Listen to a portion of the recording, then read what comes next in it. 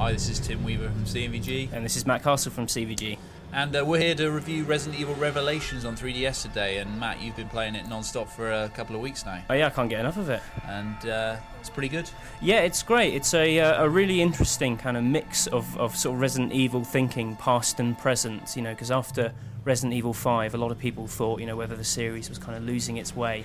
And it had that great little bit of DLC. Yeah, I mean, the DLC really was what kind of saved the day, really, because Resi 5 pretty much was a disappointment. Yeah, exactly. But that DLC kind of took it back to a mansion, went for the sort of spook fest again, and that's exactly what Revelations is all about. It's kind of taking the action of Resident Evil 4, the over-the-shoulder gunplay, but it's bringing it back into a kind of spooky location. In this case, a sort of deserted ocean liner, which is out at sea, and something mysterious has happened to the crew.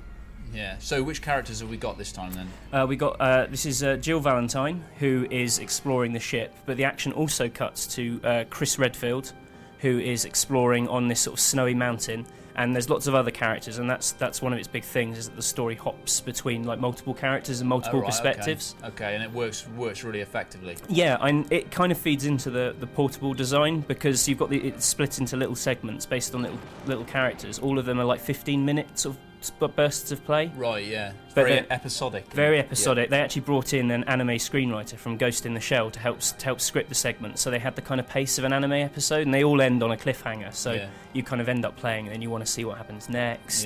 And it looks so nice as well. Yeah, and for a 3DS game, and it is absolutely beautiful. And the you know, at times you'd think it was just, you know, it looks as good as Resi 5 in places, I think. And the kind of lighting off them, the sort of reflections, the textures.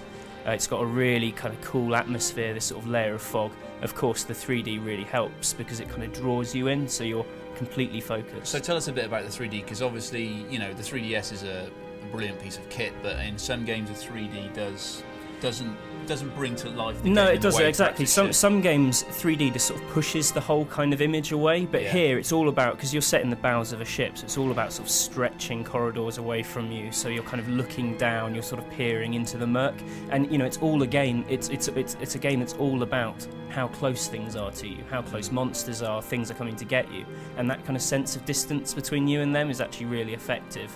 I wouldn't say it's the scariest game in the world, but it's definitely tense, because you can feel that kind of presence sort of shuffling closer. And are they zombies, or are they're they not? Infected, This is my big problem with the game, is that they're not zombies. They're these sort of generic things that I believe are just called the ooze. They never say that in the cutscenes, but that's what they're called. Which are they're kind of like the Silent Hill meat men, you know? Yeah, they look. I was going to say they look a bit Silent Hill-y. But the problem with is they don't have the kind of responsiveness of a zombie. You know, you shoot them in the head, their heads don't explode because they don't really have heads. They're sort of moulded into the bodies, and you shoot them in the legs, and they don't fall over like they did in Resi 4. So they can feel like bullet sponges, you know. Right. So maybe it doesn't satisfy as a sort of straight out, you know, I just want to shoot some zombies and have some fun that way. But like I said, it's kind of going back to that slightly sort of spookier kind of idea from before. So it's more, you know, the shooting in the old Resis was never very good. You know, you'd empty it, it's like emptying it into a picture of a zombie, which it is here. It seems like they sort of mix up the environments quite a lot. We've got snowy stuff here. Yeah, definitely. It's got great scope. Something interesting I think is going to feed into Resident Evil 6, because if you looked at that trailer, it's like hopping from between China and America and all these places. They've got a real taste for it here. It's pretty amazing how much they've crammed in that tiny little 3DS car. I mean, it feels like a proper kind of console entry. And they said themselves they were so tempted to stick a number on the end, and I think it would be justified.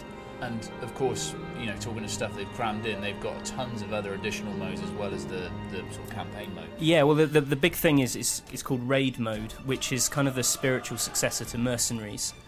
Which was the bonus mode in Resident Evil 4, which had you kind of as like a time attack thing. Here it's like a straight gauntlet. You're stuck in a long sort of takes a stretch of the level from the main game.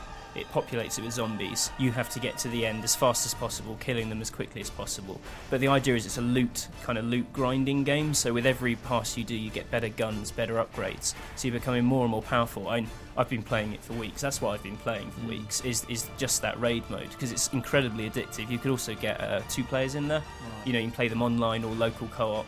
So can you take those? Presumably, you can take those upgrades back into the single-player game. Well, this is the interesting thing. It's got like an achievement system, like the Xbox, except so you get lots of achievements for killing X ooze monsters, finishing in this amount of time, and finishing those achievements then unlocks weapons and things in the single player game. Right. So your achievements, you're encouraged to play to unlock more everywhere. And does that does that really make a difference to the way you play the single player? Are there Not bits really. I mean, to tell you the truth, to unlock all the raid modes, you have to play through single player, because the raid is in itself a reward, an achievement reward for finishing single player. But it works because I think the single player is also designed to be replayed, on harder difficulties with better weapons, better upgrades. So like you're becoming more powerful as the game's becoming more powerful, and I just think it's a really nice feedback loop, sort of feeding into itself. Okay, so lastly, keeping things spoiler free, what's your personal favourite moment in Revelation? My personal favourite moment, there's actually one very scary moment about halfway through. There's a boss fight which takes place through the whole ship, where it's kind of like, like the Regenerators in Resi 4 or Nemesis in 3. It's this idea of some unstoppable something coming to get you, and it can get you anywhere in the ship. I think it's a really, really cool moment.